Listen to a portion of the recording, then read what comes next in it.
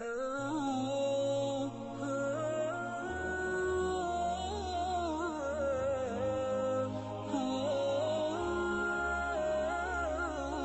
are the women oppressed? They are not. But if you understand something, and let me spend a moment since we opened that can, let's try and inshallah serve it. May Allah subhanahu wa ta'ala forgive us. In Islam, a man is supposed to be looking after the women whom he is the guardian of. The closest male relative is supposed to be providing the basics for the females whom he is the closest to in terms of the Sharia. It's either a husband or an adult son or a father or a brother if those are non-existent, meaning stage by stage depending. If one is not there, then it goes to the other. If one has run away from his duty, it goes to the other. It doesn't mean you leave her on the street and so on.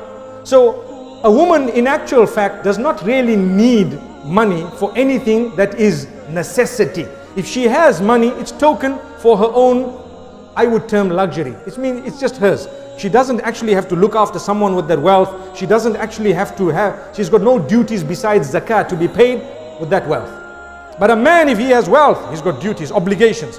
Obligations for what? Obligations upon those whom he is the guardian of, his children, his wife, maybe his mother if he is the son and so on, and if the father is not around and what have you. So there are so many obligations. So by right, a woman a long time ago used to be inherited herself. You know, when a man owed another man money, and if he died, they would say, okay, just give me his daughter and forget about the money. A'udhu billah. Just give me his wife, the widow, and forget about the money. A'udhu billah. What dignity did Islam bring to those women?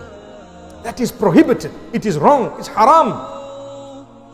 So much so that even the marriages where someone says, I will marry your sister and you will marry my sister and we will cut out the dowry and so on. That's wrong, completely unacceptable. You can't do that. May Allah subhanahu wa ta'ala forgive us. So Islam honored the woman by saying, you know what? You are not a commodity. You are not a mere tool for business. Today, if you take a look at women, they have been reduced to a tool of business. They want to advertise, for example, electric cables. And they'll have a naked woman next to it. Doing what? If you touch those type of cables, you'll be burnt. Allahu Akbar. May Allah subhanahu wa ta'ala forgive us. But they want, so to advertise anything, they have a woman. Why? Because she doesn't realize we've been reduced to a little tool of attraction. And this is why the women of the West, sometimes when they realize what's going on and they say, you know, I've been brought up just to impress and attract the opposite sex. And I've been made to understand that that's what life is all about. When they see the beauty of Islam, they realize the value for themselves, their link with Allah. It's not all about impressing the opposite sex. But sadly, because of so much of technology that has been misused by us, sometimes even our own daughters and our own women happen to be falling in that, let alone the men. May Allah subhanahu wa ta'ala safeguard us all. So Allah says a woman will not be sold and she will not be used as a commodity. In fact, she will be acknowledged as a human being by giving her a share, even though she doesn't really need something. Give her. So now, and I'm going to give you an example. A man dies. He leaves behind one son and one daughter. And he leaves behind 75, let's make it interesting, 75 million Qatari riyals. MashaAllah. Interesting. So the son gets 50 million and the daughter gets 25 million.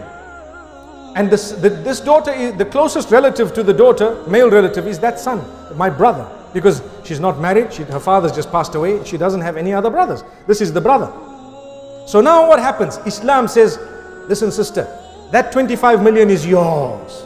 You can do what you want with it. And this guy's 25 million, he has to look after his wife and children with it, and he has to. And on top of that, all your basic requirements, he must provide for you. Allahu Akbar. Who has more money? Divide it. This guy has to divide his 50 million in 5 people, 10 million each. And that one, 25 million, I'm still sitting with it. And it's mine. Take a look at who got more.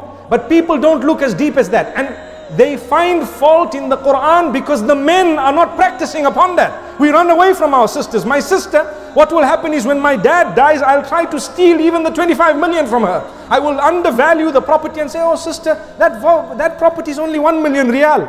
She say, oh, are you sure, my boy? Okay, no problem. And I know it's 10 million. I'm cheating her. She's a woman. A'udhu billah. This is what's going on in the ummah. So people are thinking bad of us, not because, Allahu Akbar, the Quran is wrong, not because, meaning there's no flaw in the Quran at all, but because we are the ones who are not practicing upon the teachings of Islam.